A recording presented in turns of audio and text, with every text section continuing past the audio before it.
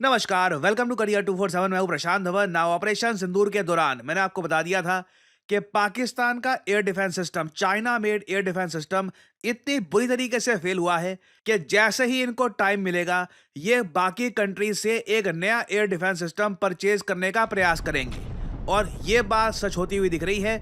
Recently Pakistan ने दो countries को अप्रोच किया है इनके एयर डिफेंस सिस्टम के लिए, ताकि ब्रह्मोस मिसाइल को ये रोक पाए। ये दो देश है, जर्मनी और इटली। और जर्मनी के एयर डिफेंस सिस्टम को लेकर पाकिस्तान को ज्यादा भरोसा इसलिए है क्योंकि यूक्रेन में इसकी परफॉर्मेंस देखकर पाकिस्तान की आर्मी ये समझ रही है कि ब्रह्मोस मिसाइल को भी ये एयर डिफेंस सिस्टम रोक पाएगा।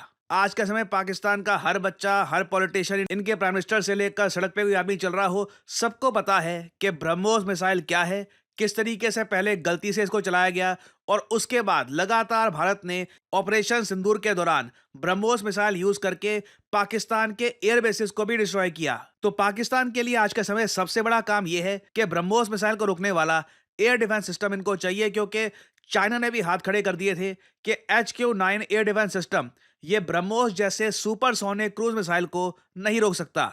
और जर्मनी और इटली के ये जो दो एयर डिफेंस सिस्टम्स हैं, इनके नाम आपको पता होने चाहिए। जर्मनी का है IRIS-T, जी हाँ, ये है जर्मनी का एयर डिफेंस सिस्टम। ये न्यूज़ में तब आया था जब जर्मनी ने ये एयर डिफेंस सिस्टम पकड़ा दिया यूक्रेन को, ताकि रशियन मिसाइल्स को रोका जा सके। और इस एयर डिफेंस सिस्टम ने काफ़ी अच्छी परफॉर्मेंस दी है फॉर यूक्रेन। फिर है इटली का कैमर। नाउ कैमर मिसाइल डिफेंस सिस्टम की परफॉर्मेंस उतनी अच्छी थी नहीं, तो इसलिए बताया जा रहा है कि जर्मनी भी क्वाइटली, चुपचाप प्रमोट कर रहा है अपना RS missile defence system Pakistan को। और पाकिस्तान भी चाहता है कि German RS missile defence system ये परचेज कर ले। और अगर यहां पे आपका सवाल ये है कि क्या जर्मनी पाकिस्तान को वेपन्स बेच देगा, यूएस ने लंबे समय से पाकिस्तान को वेपन बेचे नहीं है, तभी पाकिस्तान बार बार जाता है चाइना के पास। देखिए, जर्मनी 2009 तक पाकिस्तान को वेपन नहीं बेचता था। 2009 से पहले पहले इन लोगों ने एक वेपन्स एम्बार्गो लगा रखा था पाकिस्तान पर। और अगर आप सोच रहे हैं कि 2009 से पहले जर्मनी वेपन्स क्यों नहीं बेचता था, तो देखिए, जर्मनी, उसके अलावा यूएस, स्वीडन, कुछ और यूरोपियन कंट्रीज, इन सब ने डिसाइड किया था कि पाकिस्तान के डेंजरस न्यूक्लियर प्रोग्राम की वजह से ये इनको हथियार नहीं बेचेंगे। मगर जर्मनी ने अपनी जो पॉलिसी है 2009 तक चेंज कर ली थी। 2009 के बाद जर्मनी ने यह कहा कि बिल्कुल हम कल को पाकिस्तान को भी वेपन सेल कर सकते हैं। मगर तब से लेकर अब तक जर्मनी पाकिस्तान के बीच में कोई मेजर डिफेंस डील हो नहीं पाई। और अब आज के समय डिफेंस सर्कल्स में बात यह चल रही है कि जर्मनी का जो IRIS-T है ये एक ऐसा मिसाइल डिफेंस सिस्टम है जिसको लेकर पाकिस्तान बहुत एक्साइटेड है। पाकिस्तान मानता है कि जिस तरीके से जो रशियन P-800 ऑनिक्स मिसाइल है ना, यहाँ पे आपसे मैं सवाल पूछूंगा, ब्रह्मोस मिसाइल भारत के लिए इतना ज्यादा यूजफुल साबित हो रहा है, आपके माइंड में आता होगा कि ये ब्रह्मोस मिसाइल बनाया तो इंडिया और रशिया दोनों ने मिलकर है, तो इसकी जो टेक्नोलॉजी है रशिया के पास भी है, तो रशियंस ब्रह्मोस मिसाइल को यूज क्यों नहीं करते? वेल, रशियंस के पास ब्रह्मोस मिसाइल नहीं है, ये लोग ब्रह्मोस मिसाइल जैसी टेक्नोलॉजी वाला खुद का एक मिसाइल यूज करते हैं जिसका नाम है P-800 ऑनिक्स। और रशिया ने ये मिसाइल्स पूरे यूक्रेन पर बहुत सारे बरसाए हैं। और यूक्रेन के लिए ये मिसाइल्स एक बहुत बड़ी प्रॉब्लम थी अनटिल जर्मनी का IRIS-T मिसाइल डिफेंस सिस्टम नहीं आया। इस मिसाइल डिफेंस सिस्टम ने काफी सारे P-800 मिसाइल्स को शूट डाउन कर दिया।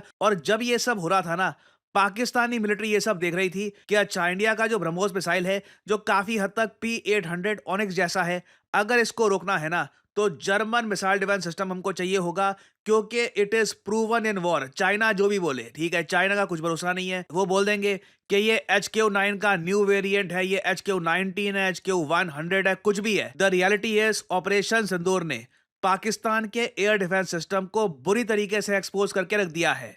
और अब पाकिस्तान पूरी कोशिश करेगा कि जो इनकी इंपॉर्टेंट इंस्टॉलेशंस हैं, जो इंपॉर्टेंट न्यूक्लियर इंस्टॉलेशन है जहां पे इनका डिफेंस कमांड बैठता है, उसको बचाने के लिए तो non Chinese air defence system का यूज हो। और जगह हो सकता है कि ये चाइनीज एयर डिफेंस सिस्टम को यूज करे, बट जो आप कह लो जहां पे आज से मुनीर बैठता है, जहां पे उसका बंकर है, जहां पे उसको बच के रहना है, वहां पर डेफिनेटली वो एक जर्मन एयर डिफेंस सिस्टम या फिर एक यूरोपियन या एक अमेरिकन एयर डिफेंस सिस्टम को वो यूज करना चाहेगा। क्योंकि पिछले कुछ महीनों में आप देखोगे ना, डिफेंस सर्कल्स में IRIS-T के बारे में ऐसी रिपोर्ट्स पब्लिश हुई है। यहां पे आप देख पाओगे Ukrainian IRIS-T air defence system, लिखा यूक्रेनियन है but it is made in Germany. इसने रिकॉर्ड नंबर ऑफ मिसाइल्स को शूट डाउन कर दिया 30 सेकंड के अंदर अंदर रशिया ने बहुत सारे मिसाइल्स बरसाए यहां पर, और इस मिसाइल डिफेंस सिस्टम ने 100% एक्यूरेसी के साथ सबको शूट डाउन कर दिया। और जर्मनी तो यह भी क्लेम करता है कि पिछले कुछ समय में 30 से ज्यादा एरियल टारगेट्स को यह मिसाइल डिफेंस सिस्टम इंटरसेप्ट कर चुका है। और अभी रिसेंटली ही कुछ हफ्ते पहले जर्मनी ने यह भी डिक्लेयर किया था कि यह 4 एडिशनल बैटरीज इस RST मिसाइल डिफेंस सिस्टम की भेजेंगे टू यूक्रेन। और जहां तक मैं देख पा रहा हूं, जर्मनी का जो डिफेंस इंडस्ट्रियल कॉम्प्लेक्स है इस मिसाइल डिफेंस सिस्टम को जल्दी प्रोड्यूस कर लेता है। रीजन मैं आपको बताता हूं। जर्मनी ने ना इस एयर डिफेंस सिस्टम को बनाते वक्त रेंज पर इतना फोकस किया नहीं है। रेंज आप अगर देखोगे तो जो ये RST मिसाइल डिफेंस सिस्टम है, इसका HYDEF जो वेरिएंट है, इसकी रेंज एट मैक्स 100 किलोमीटर तक जाती है। और सबसे ज्यादा जो इसका यूज किए जाने वाला वेरिएंट है उसकी रेंज 80 किलोमीटर तक है। कंपैरिजन के लिए अगर हम देखें S-400 मिसाइल डिफेंस सिस्टम को, तो उसकी रेंज लिटरली 400 किलोमीटर तक की है। नाउ यहां पे आपको समझना होगा, S-400 मिसाइल डिफेंस सिस्टम और RS मिसाइल डिफेंस सिस्टम का कोई मैच नहीं है।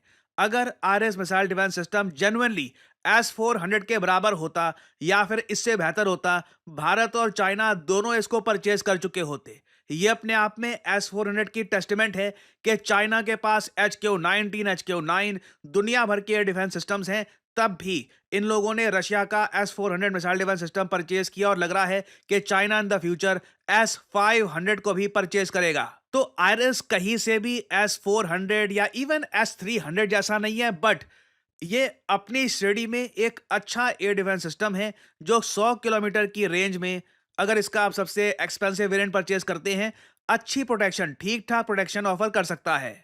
और सिंस इसकी रेंज काफी कम है, बताया जा रहा है जर्मनी इसको मास प्रोड्यूस भी कर सकता है। तो इसकी अगर डिलीवरी मान लो, हाइपोथेटिकली स्पीकिंग, जर्मनी पाकिस्तान इसकी डील साइन कर लेते हैं, क्योंकि रिसेंटली जिस तरीके से पाकिस्तान को लोन बांटे जा रहे हैं, वर्ल्ड बैंक का लोन, एशियन डेवलपमेंट बैंक का लोन, IMF का लोन, इससे पाकिस्तान के पास एक्स्ट्रा कैश पक्का बचेगा अपनी मिलिट्री के लिए। ऑलरेडी बात चल रही है कि पाकिस्तान अपना डिफेंस बजट इस बार और बढ़ाने वाला है। तो उस केस में बिल्कुल हाई पॉसिबिलिटी है कि ये German made air defence system purchase कर ले, क्योंकि इनकी खुद की पब्लिक कह रही है कि इनके पास कोई प्रॉपर एयर डिफेंस सिस्टम है नहीं। They do not feel safe. India ने कल को फिर से अटैक कर दिया ब्रह्मोस से, तो ये लोग क्या करेंगे। नाउ अगर इंडियन पर्सपेक्टिव से अगर हम बात करें, आई बिलीव बहुत इंपॉर्टेंट है भारत के लिए कि जर्मनी को हम कैटेगोरिकली ये बोल दें कि अगर पाकिस्तान को बेचने हैं ना मिसाइल डिफेंस सिस्टम्स, तो उस केस में जो P-75I प्रोजेक्ट है सबमरीन्स का, वो भूल जाना, और इंडिया हो सकता है कि फ्यूचर में भी आप लोगों से वेपन्स परचेज ना करे। नाउ जर्मनी इवैल्यूएट करेगा कि इंडिया की डिफेंस मार्केट में वैसे हमारे लिए कुछ जगह बच रही है। India Israeli, French, Russian, American, इन सब कंट्रीज के वेपन्स परचेज कर रहा है, और साथ ही साथ खुद भी कर रहा है वेपन्स प्रोड्यूस। तो कल को हम लोग इंडिया को कुछ बेच भी पाएंगे क्या? इंडिया जैसी बड़ी मार्केट का वेट करते करते पाकिस्तान जैसी मार्केट को हम खो तो नहीं देंगे। तो ये बात देखिए जर्मनी इवैल्यूएट करेगा, और आई थिंक आने वाले समय में हमें पता लग जाएगा कि Pakistan RS missile defence system को परचेज कर पाता है या नहीं। This will be very interesting to see. देखिए, कभी किसी ऐसी वेबसाइट पर जाइएगा जहां पर कंपनीज जॉब पोस्ट करती हैं, और आप वहां पे नोट करेंगे डेटा एनालिस्ट की डिमांड लगातार बढ़ती जा रही है। चाहे आप मुंबई में हो, दिल्ली में हो, कोलकाता में हो, कहीं भी हो, सैलरीज ऑब्वियसली रेंज करती है आपके एक्सपीरियंस पे, मगर आप महीने का आराम से 20-25 से लेकर इवन 50-60 हजार भी कमा सकते हैं, depending on your experience, depending on your skill. और डेटा एनालिस्ट का इम्पैक्ट हर इंडस्ट्री में देखा जा रहा है। कॉर्पोरेट वर्ल्ड में ऑब्वियसली देखा जाएगा, उसके अलावा मेडिकल साइंस में, इवन क्रिकेट में आर्टिकल्स पब्लिश हो रहे हैं। इधर 4 दिन पुराना आर्टिकल है कि किस तरीके से डेटा एनालिटिक्स ने क्रिकेट को ऑल टुगेदर ट्रांसफॉर्म कर दिया है। रीजन मैं आपको बताता हूं। मैं आपको पहली बार दिखाता हूं कि डेटा एनालिस्ट की स्किल अगर किसी के पास आ जाए तो वो डेटा को कैसे प्रेजेंट कर सकता है। एक बार आपके पास डेटा एनालिस्ट की स्किल आ गई तो आप ये सब कुछ बना सकते हैं। आप देख पाओगे कितने खूबसूरत तरीके से आप एक कंपनी का प्रॉफिट, एक कंपनी के किस महीने में कितना रेवेन्यू गया, मार्केट शेयर कितना है, ये डिटेल में बना सकते हैं। अगेन, ये सिर्फ ऐसा नहीं है कि बस आपने ये बस कलर स्कीम चूज करिए और डेटा डाल दिया। इसमें फॉर्मूलाज, इसमें किस तरीके से डेटा आप डालोगे, किस तरीके से डेटा आप प्रेजेंट करोगे, सब कुछ मैटर करता है। और कंपनीज आज के समय ऐसे लोगों को पैसा देने के लिए तैयार है जो डेटा उनको इस तरीके से इस फॉर्म में उनके सामने प्रेजेंट करे, ताकि कंपनीज डिसाइड कर पाए कि फ्यूचर में उनको क्या करना है, फ्यूचर में उनको कहाँ जाना है। करियर 247 का जो डेटा एनालिस्ट कोर्स है, इसकी मदद से ऑलरेडी कई हमारे स्टूडेंट्स ऐसे प्रोजेक्ट्स बनाने के काबिल हो चुके हैं। ये हमारे ही एक स्टूडेंट का आपको मैं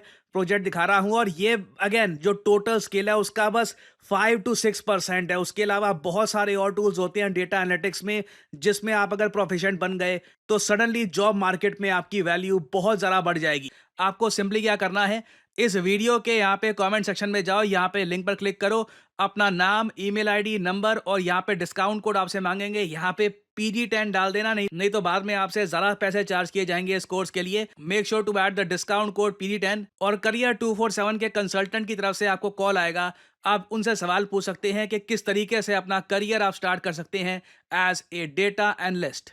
सो इसी नोट के साथ यह है वीडियो का अंत। Thank you for listening and as I always say, may the gods watch over you.